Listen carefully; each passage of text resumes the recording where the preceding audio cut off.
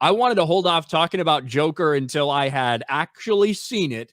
But now that I have, I feel like I can talk about maybe some of the reasons that these scores are so low, and one of the reasons that the box office is looking so bleak for this sequel, that not only a sequel that no one asked for, a sequel that everyone asked to not have. The first Joker, one of the first things that everyone said about it, at least when I was streaming and when I was giving my feedback and stuff, was this is something that we know it's blown up the box office. Please don't do a sequel, because so much of what made the first one special, I guess, and the reason that it blew up the way it did was because of some of the ambiguity that you have, because of the discussions that can then erupt from that. People that may have interpreted a certain way or thought that this was going to happen in the aftermath. As soon as you give it a sequel, regardless of whether it's Joker 2 like we just got or something else that maybe received better, it immediately takes away a little bit of what made that first one special. If you're going to do a sequel to Joker, I think the only right answer is to lean more into the Batman lore and start to deal with that kind of the world, not a musical. Like the fact when they announced it was a musical, it was like, oh, okay, I guess we're doing the artsy thing. Cool. I'm sure people will absolutely love that. Versus going, hey, let's, I don't know, lean into Batman lore and build some kind of story around this character and what's going on with them in the future. No, let's just do a musical with Lady Gaga. I can't see that blowing up in anybody's face. I'll be real. I wouldn't have minded like an actual musical. Not to say that that's what I would have wanted, but I wouldn't sit there and because it's a musical fucking hate on it.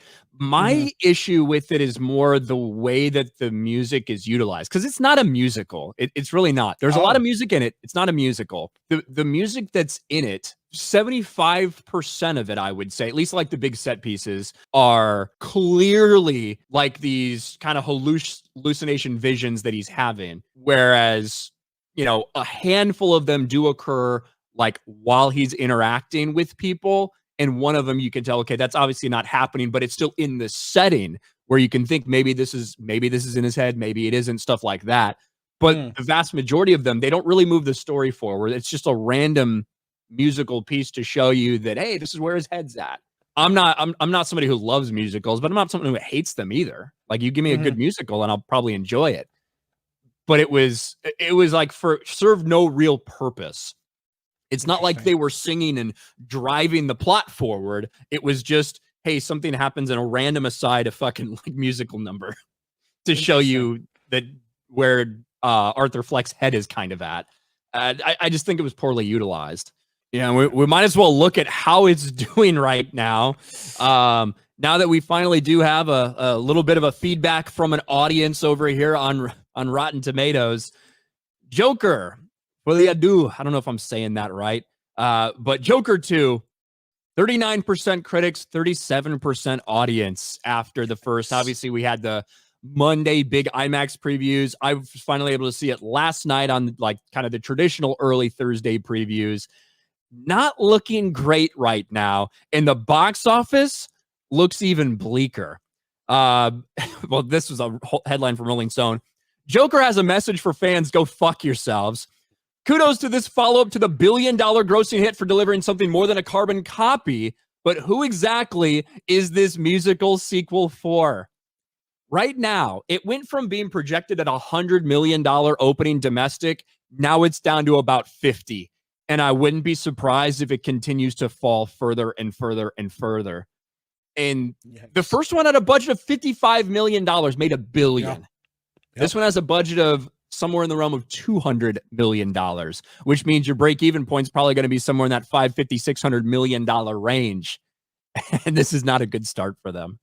No, I mean, do you think it's going to break even? Do you see this somehow gaining some traction? Or do you think this is just going to completely flop? Unlike the first one that had such great word of mouth, had a really big explosion opening weekend, and then just kind of kept going and going and going as a lot of people went back, repeat viewers, stuff like that. I don't see that happening with this one. I see the opposite happening. I don't think there's going to be good word of mouth. We're already seeing that in the projections continuing to lower for the movie. And this is just such a typical Warner Brothers thing. Yeah. Like the first one, they didn't believe in it. In fact, they didn't believe in it so much that they brought in other investors and financiers to finance the movie, about 50% of the movie, which meant those investors got about half of the profits. So what should have been like a $400 million payday for Warner Brothers ends up being about a $200 million payday. They used all that money to make this one, and they might not make any money on it whatsoever. Like that's just such a typical Warner Brothers fucking move, dude. Yeah, I mean that's wild. My thing is I'm trying to figure out what are you adding to it, and I haven't seen the movie, so I'm not going to try to speculate on what I think the quality of the film is. But what can you add to Joker that balloons the budget to 4 times what it was before? Like, in your opinion, is this a $200 million movie? Not that I see. Like there are some big like for some of the musical set pieces and stuff, you're like, okay, maybe they build those sets and stages. I don't understand the $200 million number. Certainly Lady Gaga doesn't cost fucking to get Lady Gaga to sign on this movie, that's probably like 10-12 million dollars, right? Yeah. I imagine that Joaquin Phoenix cost more for this one probably than he did for the first one after they saw the big money, but there's nothing that justifies it being 4 times more expensive, in my opinion. There's more background actors. They've got courtroom sequences. They've got the scene at the, they've got all the scenes in the prison and shit like that. But there's nothing on its surface that tells me this should be a movie that costs 4 times more than the first Joker to make. And it's so weird because obviously you feel like you get the feeling at the end of the last one that Arthur is ready to just embrace this character of the Joker. They flip that a little bit in this, well, kind of. Like when you start the movie, he's been in fucking prison for 2 years. People are talking about him. They made like a TV movie about him. People are talking like constantly want to talk to the press, but his lawyer is very much saying, hey, we need to show them that there's an Arthur and there's a Joker. Like this is your best defense, right? Is that this is like another person inside you. But he sees how much people want that, and he decides to try to embrace the Joker thing again. So kind of rehashing what happened at the end of the last one. But then after all of this and all these clear mental issues, we've seen him have this other side of him. He decides that it's not worth it. I can't be this person. It was just me. These are just fantasies, and I'm responsible for it. That then results in Harley not being as interested in him anymore and kind of rejecting him because she was in on the fantasy. That's what she wanted. And as soon as he rejected that, she rejected him. And the ending, I don't know if I want to spoil the ending because it's out there. People have seen it, but the ending, people have a lot of problems with the way it ends. And Todd Phillips was always very clear that Arthur Fleck is not Joker, like the Joker. He talked about that in the aftermath of the first movie.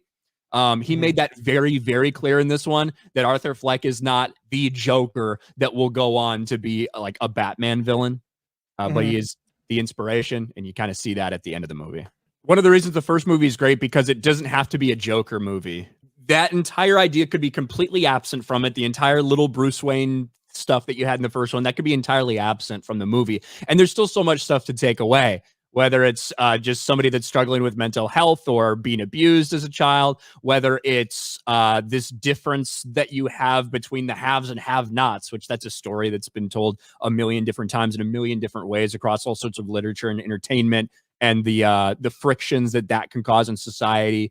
There's a lot of different things that you can look at and analyze and have fun discussing, like the themes that they're trying to put across to you in the first Joker. Yeah. I think they do a lot to ignore some of the stuff they did in the first one and tear it down.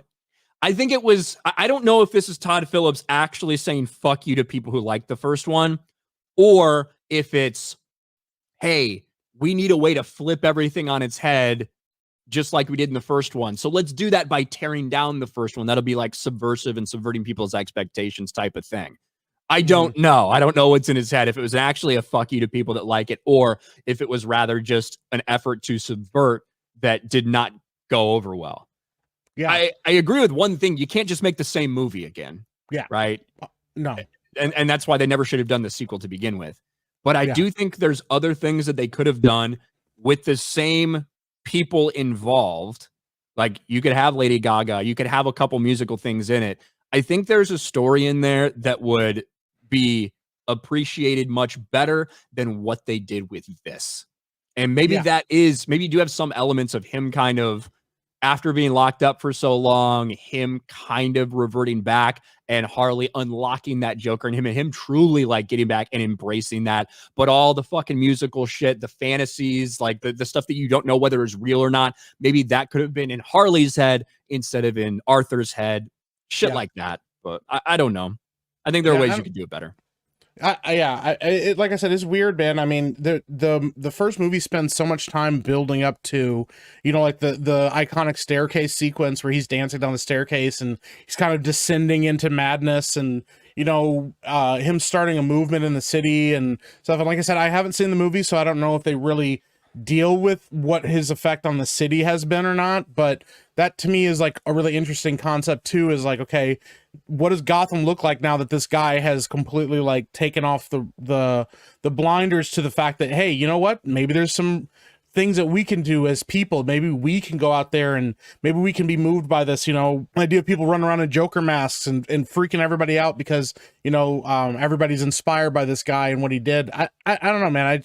Like you said, I don't think there should have been a sequel either. I think it was a really weird call to do it, but it makes, from a studio sense, oh man, we made $1 billion. And like you said, if they didn't get that full piece of the pie, Warner Brothers is probably going, let's put more money into it and let's finally get a piece of what we didn't get last time, which really bad call, really stupid call. So yeah, because it's like $1 billion at the box office, $55 million to make, probably another $50 million in market, maybe a little more. But let's say all things equal, that this would have been a $400 to $50 million profit, right? Half the box office minus what you spent, say $400 million. Instead of making that, Warner Brothers made probably around $200 million because they had to split it with the other financiers for the movie because they didn't believe in it. So they wanted to actually make a bank, double down. I don't think it's going to work. I don't know how it's tracking overseas. You know, that could be very different than the way it's tracking here. Who knows? But as of right now, when it comes to domestic tracking, it's just going lower and lower. And you're going to have it open at around half of what the original opened at. The original opened just under $100 million, I think. This one's going to open probably around 50. So that's wild, man. With very bad word of mouth. Yeah, I think this says 140 million global. I heard that overseas it was doing a little bit better, but even with that, I mean, it's not the Joker. Like that was the appeal of the first movie, is everybody didn't really know what to get into and what they were getting into. And like you said, word of mouth, I think, has become more important even overseas now than it ever has been. And I think if people aren't enjoying it here, it's probably not going to do well overseas either. So I think that the first one opened at like $250 million worldwide. That's a lot, man. That's a lot of money. So yeah, that ain't going to happen for this one.